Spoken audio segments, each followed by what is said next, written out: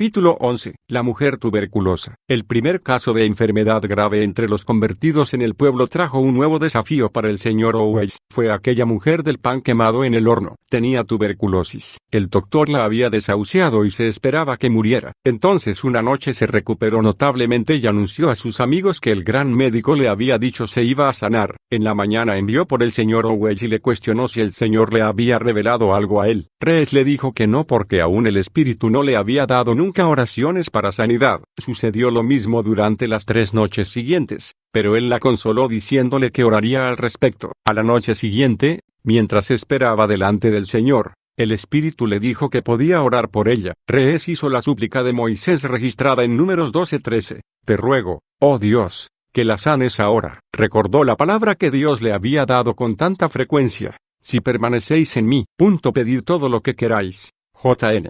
15:2.7. La mujer se animó grandemente al saber que había venido palabra del Señor. Esto causó sensación en todo el pueblo cuando se supo cuál sería el próximo desafío de fe. Aunque estaba listo para ir a una mayor profundidad con el Señor, Rees confesó que tuvo algún temor al comenzar este período de permanencia. La obediencia había sido ya tan costosa que temía de lo que pudiera suceder ahora al obtener esta nueva posición. No le fue dicho al principio cuánto tiempo duraría, pero estuvo orando por ella durante 6 meses. Comentó, hubo obediencia diaria, permanencia diaria, y cada día un adelanto. Mientras continuaba orando, 2 cosas se estaban apoderando de él en una medida siempre creciente. En primer lugar, fue atraído por aquel versículo que dice, Él mismo tomó nuestras enfermedades, y llevó nuestras dolencias. Mt.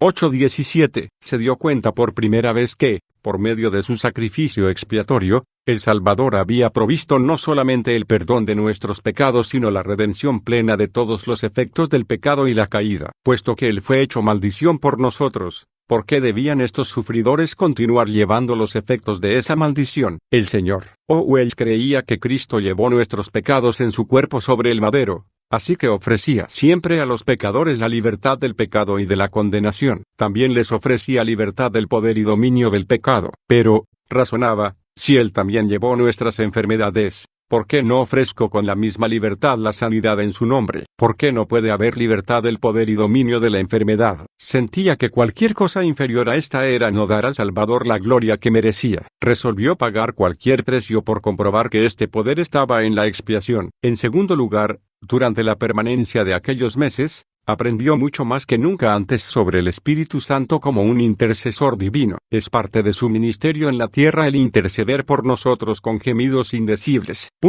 Ro.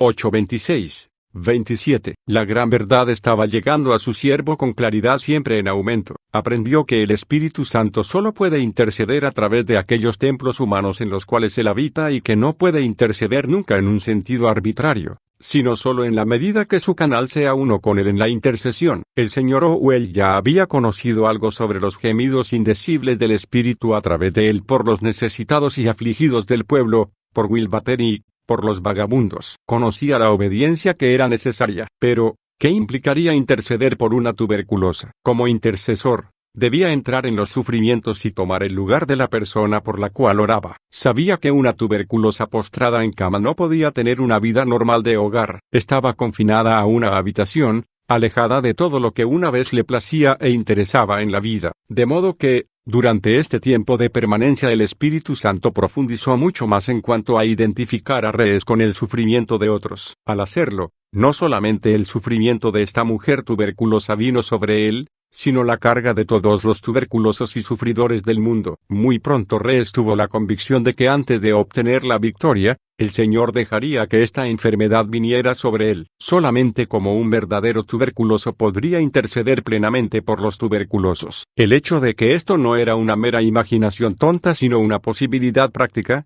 se vería más tarde en su vida cuando, luego de pasar grandes riesgos personales para cuidar de una tuberculosa, pareció como que había contraído la enfermedad. Más aún, en todas las primeras intercesiones él tuvo que tomar literalmente el lugar de aquellos por quienes oraba y vivir como ellos. Experimentó lo que esto implicaba y halló gracia para estar dispuesto a aceptarlos si a cambio el Señor restauraba a esta madre a su familia. Sintió gran gozo al pensar que después de la victoria en un caso, el Señor podría liberar a muchos más. Durante los meses que el Señor estuvo hablándole de esta manera, También estuvo ayudando a la mujer de una manera maravillosa. Ellos eran muy pobres y no podían comprar todas las comidas que a ella le gustaban. Pero cuando tenía algún antojo, siempre llegaba alguien a traerle exactamente lo que fuera el antojo. Cada tarde, el señor Owens y los demás venían a oír sobre sus oraciones contestadas, y reían alegremente como niños. Todo el distrito llegó a saber que estaban orando por ella, y el doctor dijo que no estaba viviendo por sus pulmones sino que estaba viva por la oración. La crisis llegó la noche antes del Viernes Santo. Esa noche, ella les dijo a sus amigos que se estaba debilitando y que sentía que iba a morir.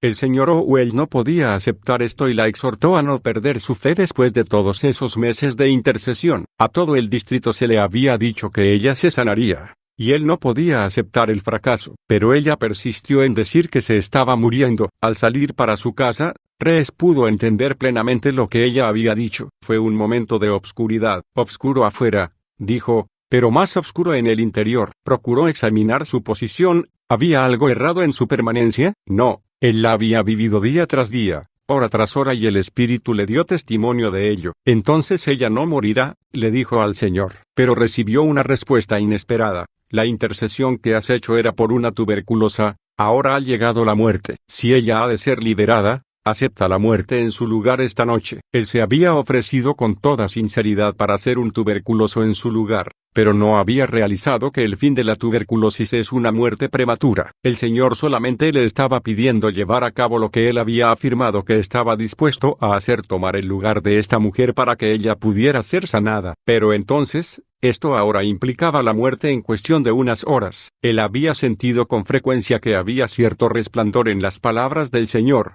Nadie tiene mayor amor que este, que uno ponga su vida por sus amigos, pero ahora no había ningún brillo en ellas, solo obscuridad. No se trataba de que ataduras carnales lo retuvieran en este mundo, pero tenía el trabajo de la misión, las almas a quienes amaba allí, y el futuro que creía el Espíritu Santo había delineado para él. Dejarlo todo ya, y enfrentar a sangre fría la separación de alma y cuerpo era más de lo que estaba dispuesto a hacer. Dijo, fue una noche espantosa porque había perdido el rostro de Dios. Esa fue la primera noche que me fui a la cama sin orar. Decidí no continuar la vida de intercesión ni mostrar a nadie este punto de fracaso. Toda la noche me culpé a mí mismo por haber comenzado en esto. Habría sido mejor, pensé, si hubiera seguido en una vida de fe sin tocar el aspecto de sanidad. Me levanté a la mañana siguiente sin intención de ir a trabajar, pero no me arrodillé. No podía dar la cara al Espíritu Santo. Sentía que él era un extraño para mí. Fui a ver a mi amigo quien también estaba orando por ella,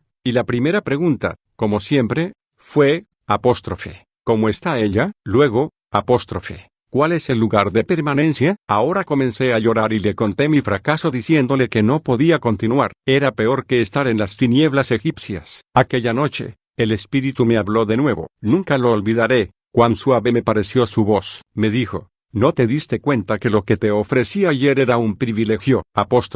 ¿Un privilegio? Sí. ¿Se te ofreció un lugar entre los mártires? Las escamas cayeron de mis ojos en un momento. Vi al ejército glorioso de mártires en la ciudad celestial, y al Salvador mirando por 1000 años a aquellos que habían hecho por él lo que él había hecho por ellos. Un mártir es una persona que voluntariamente ha acortado su vida aquí en la tierra por la causa del Salvador. No es meramente uno que muere en el cumplimiento de una responsabilidad. El Señor me mostró que debía estar entre ese número de personas. Al principio temí haber perdido mi oportunidad por no estar dispuesto a ello la noche anterior. Rogué al Señor que me perdonara, haría gustosamente lo que me pidiera. Ocupé la posición de la muerte, pero no había muerte allí. Entendí que el Salvador había bebido cada gota de aquella copa por nosotros. La amarga copa él la bebió, y las bendiciones abundan para mí. Comprendí que estaba al otro lado.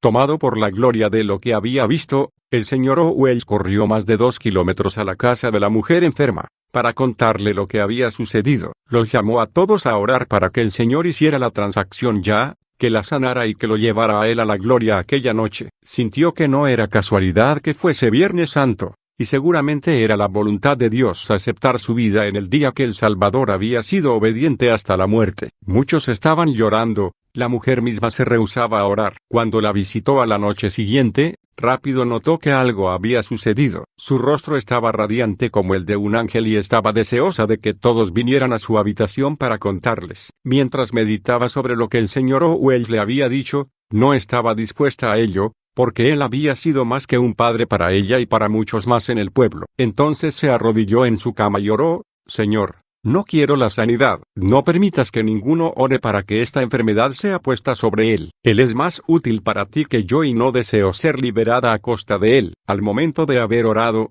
fue elevada a su presencia y se sumió alabando al Salvador. La habitación se llenó de su gloria y continuó alabando al Señor toda la noche. Las semanas que siguieron no fueron menos que el cielo en la tierra. Dijo el señor Owens: no orábamos, no había necesidad de oración. Solo esperábamos que Dios hiciera su voluntad. Había mucho más atractivo en ser llamado a llenar el vacío e ir directo a la gloria, que en permanecer aquí para llevar a cabo un poco de trabajo misionero. Cada día durante 3 meses esperé que me fuera quitada la vida. El Señor lo permitió así para que yo no solo estuviera dispuesto bajo la influencia del Señor. Luego, después de 3 meses, el Señor la llamó súbitamente al hogar celestial. Un sábado por la mañana, cuando Rees estaba trabajando, llegó el mensaje de que se le necesitaba inmediatamente. Pero, antes de que llegara, ella había fallecido. Mientras estaba sentado en la casa, el Señor trató con él por más de 1 hora. A pesar de que había otras personas en la habitación, dijo: yo estaba solo con Dios. Me dijo que aunque había aceptado mi intercesión, no iba a tomar mi vida ahora, sino que deseaba usarme como un mártir viviente. Yo nunca había oído esta expresión antes, pero él me hizo entender que si alguna vez reclamaba algún derecho sobre mi vida, más del que tiene un muerto,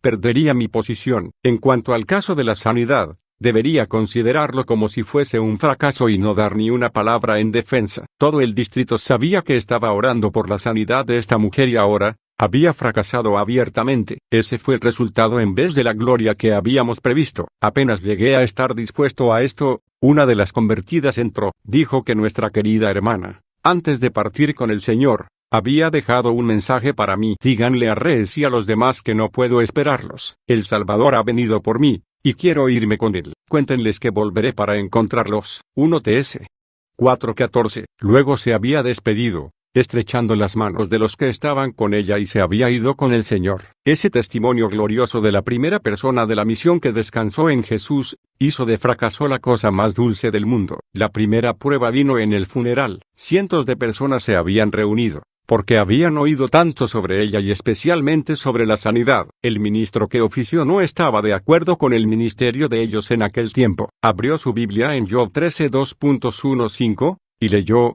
he aquí que todas estas cosas han visto mis ojos, y oído y entendido mis oídos. Porque ciertamente vosotros sois fraguadores de mentira, sois todos vosotros médicos nulos. Ojalá callarais por completo, porque esto os fuera sabiduría. Él estaba a un lado de la tumba y yo en el otro, y eso en más de un sentido. Escuché lo que dijo, pero permanecí inmóvil como si no hubiese oído. Luego el Señor me guió a hacer unos comentarios antes de que fuésemos al pueblo, sobre la vida de ella y la vida transformada posteriormente. La prueba era el triunfo que ella había tenido sobre la muerte, porque la muerte había sido absorbida en victoria. Conté cómo dijo ella que el Señor había venido a buscarla, cuánto deseaba irse y que se había despedido de todos los que estaban con ella. Dije: ¿han oído alguna vez sobre una persona que está muriendo y estrecha las manos de todos como si se fuera de viaje? La gente empezó a cantar como en un avivamiento.